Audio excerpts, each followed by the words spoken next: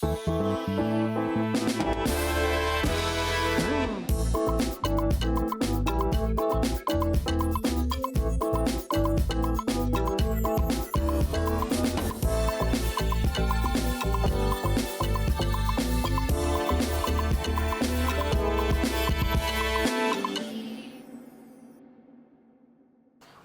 back to Amazing Women. Before the break, we talked about importance of budgeting and saving. Now let's turn our attention to something just as important, investing. How do we move beyond simply saving money and start making it work for us? Can you explain why investing is so important for building long-term wealth? Now, what is long-term wealth? Long-term wealth is generational. Long-term wealth has to do with what is passed down, what can be passed down generations, your lineage. Long-term wealth involves you planning for a building, a home, an estate, a workplace, a mall, and so on. A long-term wealth is a long-term project and cannot be achieved immediately. So when you invest what you have, your savings, when you invest it, when you send it to work for you, it brings more money and it makes your goal achievable. It makes it a reality. A long-term wealth, a long-term goal is time-bound. It is measurable. For example, you are looking to have a building or a home, an estate that pays rent, a rental of about 150 million. How do you achieve that? Your savings, what you have been saving over time based on you cutting costs, making a budget, denying yourself of some comfort, can be invested, for example, in real estate. When you invest in real estate, inflation does not affect real estate. Rather, it helps what you have invested to accumulate profit. So, for example, if you invest in real estate, it helps you to realize your goal, make your goal achievable on time. For example, if your goal is in 5 years' time, you want to have a rental of 150 million. If you put, for example, 50 million into real estate over a period of time, it yields profit rather than the money sitting down in the bank. You can also have government funds, use treasury bills. Treasury bills is just, it's also time bound. It can be 3 months, it can be 6 months, it can be 18 months, it can be whatsoever months, whatsoever period that you select to save, to reinvest, to invest your money brings profit, and it is added to what you have, to your capital, to what you have. So that increases your savings and makes your goal a reality on time. Thank you, Mom. Many women worry about the risk of investing. Now, how can they navigate those risks? I must say that life itself is a risk. Life in itself is a risk.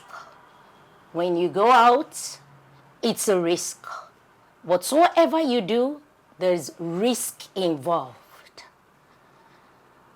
The first thing is you have to learn to invest in yourself. When you invest in yourself, then you are bold and you are confident. You are confident, you know what to do, where to put your money. You have to be a financial literate.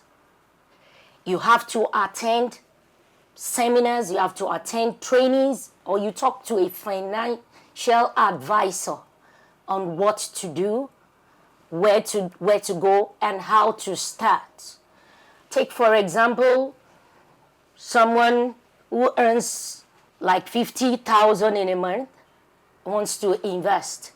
I could remember the time and all those, that wasn't investment, but it was a platform for robbery, where people were being robbed of their hard-earned money because they were not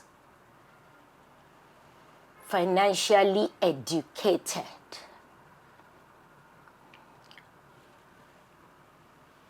If you earn something like 50,000 naira, then you should be able to take a risk of 1,000 naira to start with, to test if it's going to yield for you. Many tend to diversify, put their money in different sources: stock market, insurance, bonds, agriculture, ETFs, REFs, different sources. That if this does not work, if I lose it here, then I will gain it here. No, that's not how to make money. And that's not how to be risk-free. The first thing is be sure, make research of where you are investing your money. Are they solid? Over the years, study the plan, study the growth, study who they are, know who they are and what they do. Have they failed over time? Have they been able to pick up after failure? Watch the trend before you invest your money. There's no risk-free investments, but there are low-risk investments. But if you sit down and say you're not going to invest, then you're not going anywhere. There was a time I invested in stocks. Some of my stocks are doing well, some are not. And I don't mind. There's a family that I know, the daddy is dead. But what they stand to gain from the stocks that their daddy invested in is huge. When they share the returns, they are happy. There's no risk-free investment, but there is low-risk investment that you can go into. Thank you so much, Ma. We've heard some great insights on how to get started with investing, but there's still more to explore. After the break, we'll talk about how to keep your financial plan on track and how women can build confidence in managing their money. Stay tuned.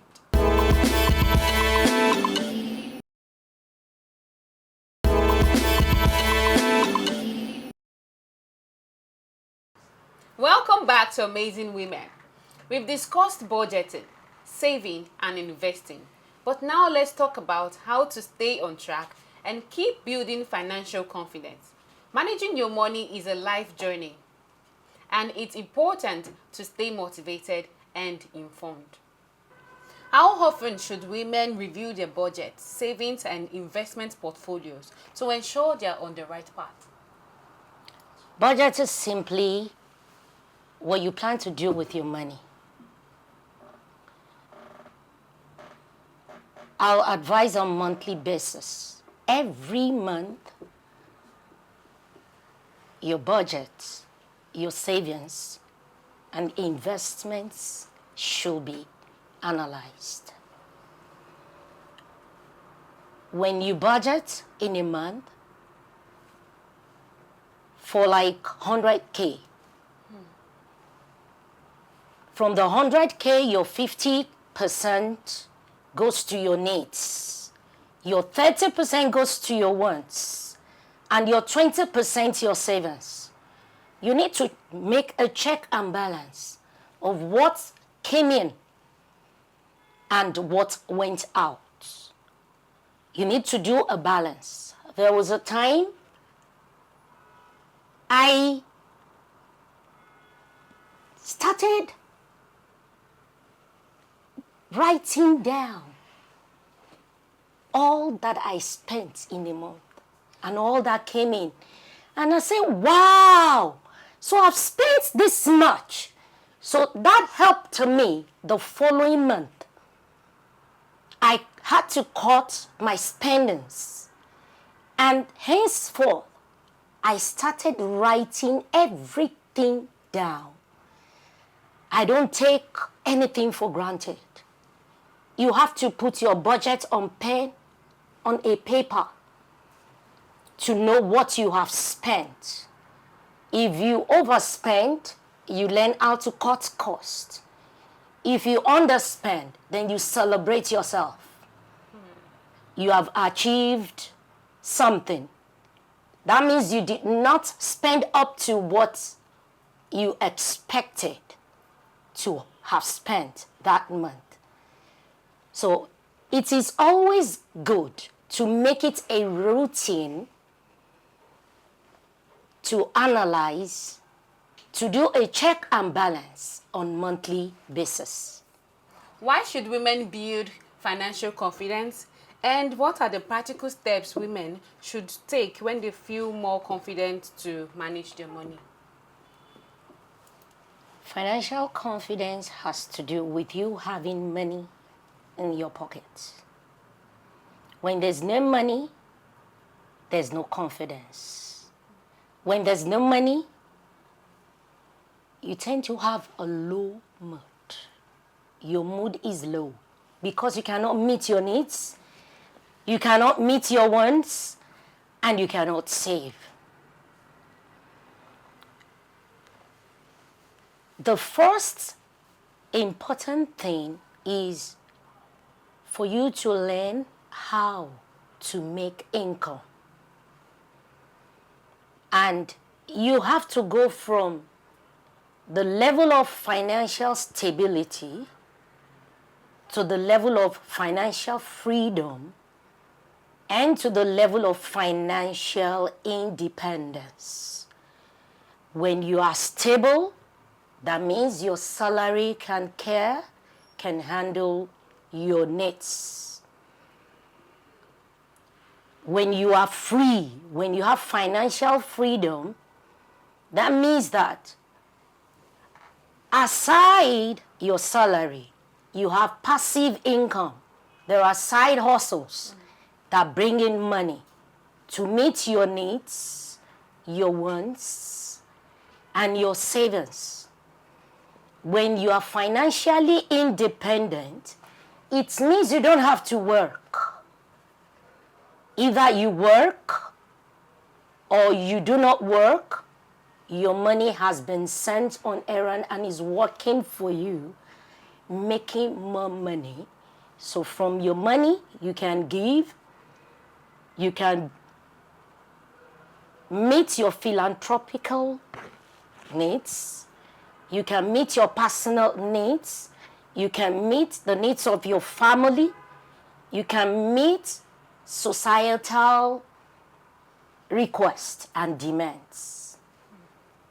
We've covered so much valuable information on financial independence, but we are not yet done.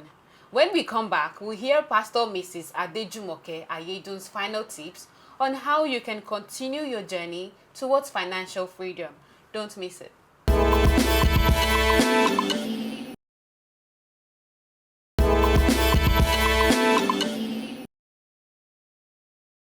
Welcome back to Amazing Women.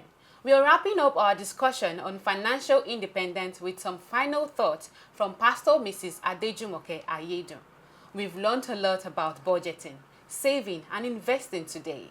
And now we want to hear how women can take these strategies forward and secure their financial future. For women who are just beginning their journey into financial independence. So what? To what? Okay. And action.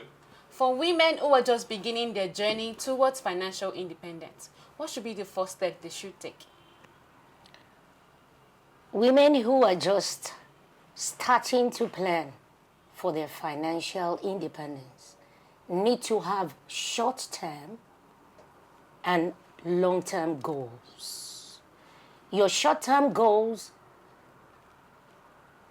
are planning for a vacation, planning for the tuition fees, planning for a phone, planning for your rent. These are within a short space of time. Your long-term goals are projects that needs to be accomplished. Now, I want to bring in SMART, S-A-S-M-A-R-T. You have to be specific in setting your goals. Be specific. Why am I saving? What do I really want? What do I want to achieve? Why do I want to achieve this? Why do I want it? Then it must be measurable, quantifiable. How much am I committing into it? How much do I need? How much does it cost? How much will it cost? For your short-term goal, it is advisable that your 3 to 6 months earnings will make for your short-term goals, for the completion of your short-term goals. Have it in case of eventuality, in case of unforeseen circumstance, loss of job, car repair, something that happens that you need to immediately fund. You need to immediately foot the bill. Now, for your long term, for both your long and your short term goals, it must be measurable. The amount that you are committing, the amount you want to save. And then it has to be achievable. Look at what really works for you. If it's not working, then don't deceive yourself. Make sure it is something that you can achieve. If you can't achieve it, there's no need of setting that kind of a goal for yourself. Make sure that it is realistic, it is real. Be real to yourself. Don't deceive yourself. And it has to be time-bound. Time-bound. In the next 5 years, I want to have a house of 10 million naira plus or minus plus 2 million in case of inflation. So you are looking at 12 million. I want to have a car in the next 1 year, in the next 2 years, that is worth 6 million, that is worth 3 million. And then you write it down. It has to be written down. And you have to evaluate yourself every time. For your long-term goals, you break your long-term goals into smaller goals. I'm looking for 12 million. Okay, for the first 2 months, I must save 4 million. If you are able to save 4 million, celebrate yourself. Celebrate your achievement. It's worth celebrating.